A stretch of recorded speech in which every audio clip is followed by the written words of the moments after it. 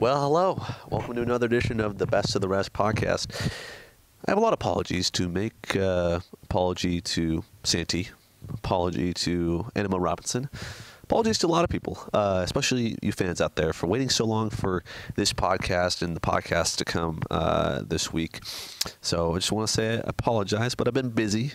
Thanksgiving week, hanging out with the family, of course, and also very busy getting a job out in Montana, where I will be. Unfortunately, can't cover the city section forever, so I'm moving on to Missoula, Montana, to cover University of Montana sports. Actually be up there with Eddie Egan, the former El Camino Real guard/forward.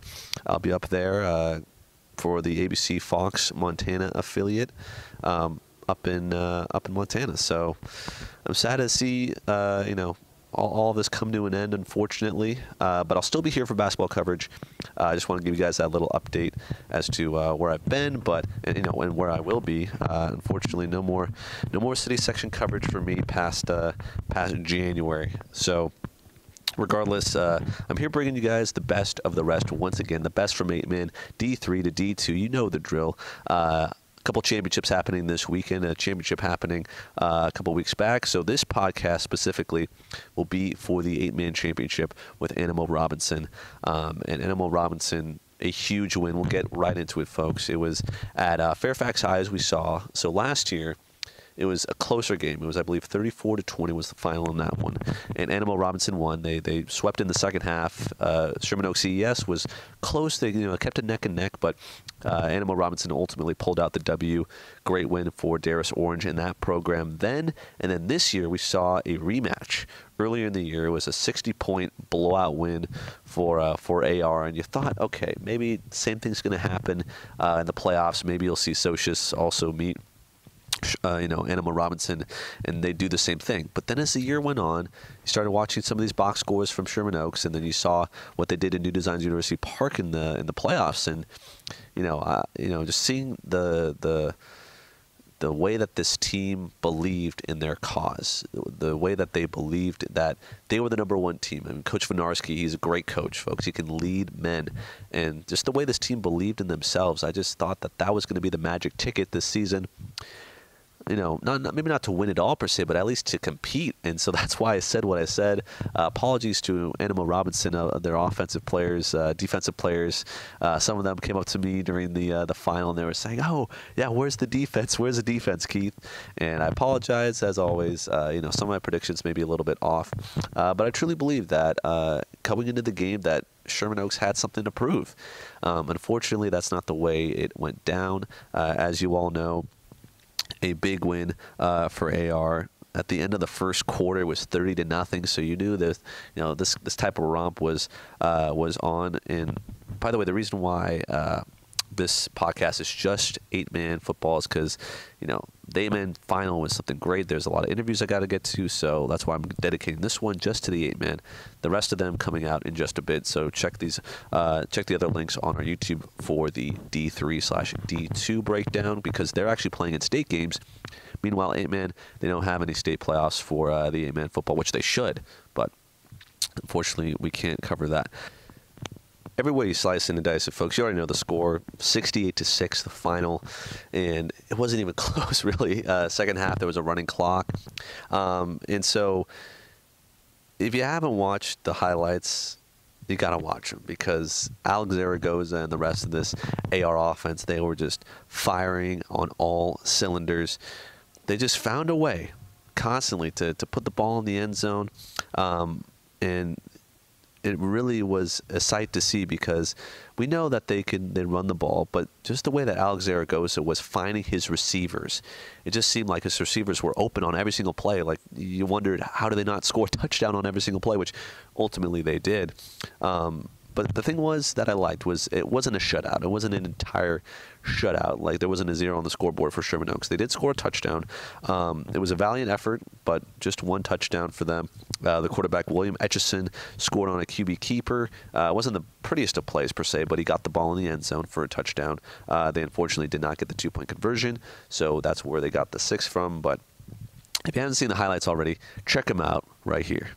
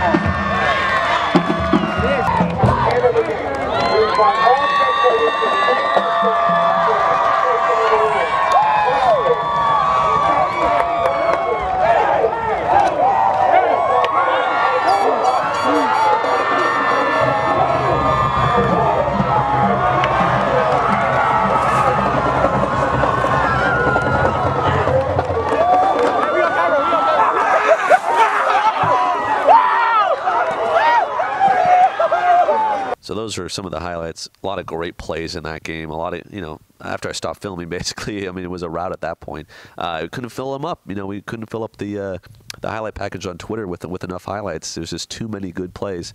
But this year, the title game, it meant more than just football, as they always do. There's been a lot of fires recently, in Thousand Oaks. Obviously, those have died down, but they still affect some of these Sherman Oaks kids. That whole area is, devastated with the borderline shooting as well. So there's been a lot happening in Southern California. Thanksgiving as well, a time really to focus on things other than football. And the Sherman Oaks community, this game, although they lost the championship, it meant more because they lost one of their own. That being number 37, Alfredo Collin Jr., who unfortunately, was not able to make it throughout the entire season. He unfortunately lost his life. And this game was more than a game for them because they were playing in honor of Alfredo. They were playing for their brother, essentially. And it was just such a great thing to see them at least make it to the final. Even if they didn't win it, they know that they honored the legacy of their fallen knight. So either way, Animal Robinson with back-to-back championships. They are the kings, no pun intended. The Monarchs are the kings of the 8-man city section, and they have been for quite a while. 3 titles in 4 seasons. But next year is another year, folks. We could see Socius get some of these players. The MVP of the game, by the way, no doubt about it, was Alex Zaragoza. He rushed through multiple touchdowns. He's not coming back next year. That was his final game in a high school uniform. It was a track meet, to say the least, and he really showed off his stuff. We wonder if he's going to be playing at the next level. Maybe. Stay tuned. Maybe you'll see him playing maybe D3, NAIA, JUCO.